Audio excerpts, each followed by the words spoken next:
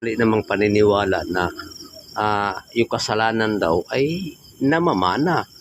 Tapos yung sakit, ganoon din, namamana din. Sabi nga, yung sakit ko ay namamana ko sa aking mga magulang, sa aking mga ninuno.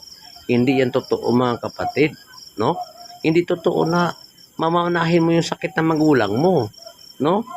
Hindi biblical po yun mga kapatid. Ang sabi sa Deuteronomio 16:20, ang ipinamamana lupa. Sabi nga doon, manahin ninyo ang lupa.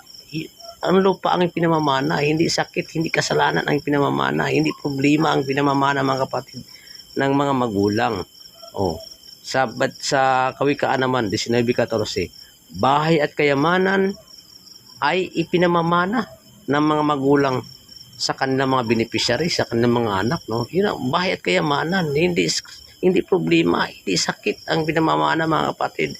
Kaya alisin natin sa ating mga bukularyo yun na sabihin na ay yung sakit ay namamana ko sa aking mga magulang. Yung kasalanan ay namamana din. Kasi kaya nga tayo lagi nagkasala dahil tayo makasalanan, namamana natin sa ating mga ninuno. Ay mali yun mga kapatid. Ano sabi ni Kristo? Mateo 25:34, magsiparito kayo mga pinagpala ng aking ama. Manahin ninyo. Alin ang manahin? Kasalanan ba? Sakit bang ipinamamana? Manahin ninyo ang kaharian. Nakahanda bago itinatag ang sanlibutan. Yun ang ipinamamana mga kapatid. Hindi kasalanan, hindi sakit ang namamana o ipinamamana, kundi yung kaharian. Nakahanda bago itinatag ang sanlibutan. Liban na lang kung Diyos ng sanlibutan mga kapatid. Yung Diyos kasi ng sanlibutan ay ang ipinamamana talaga, problema, sakit, mga kasalanan ang ipinamamana.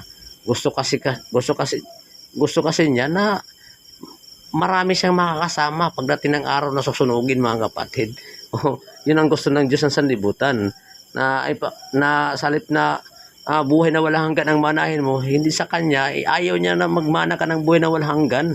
Ayaw niya magmana ka ng kaharian ng Diyos na nakahanda na bago itinatag ang sanlibutan, kundi yung ipamana ng diablo, ng Diyos ng sanlibutan, sakit, problema, kasalanan, yan ang ipamamana ng Diyos ng sanlibutan. Yung demonyo mga kapatid, yun ang ginagawa ng demonyo, yun ang gusto ng demonyo mga kapatid, ang manahin mga problema,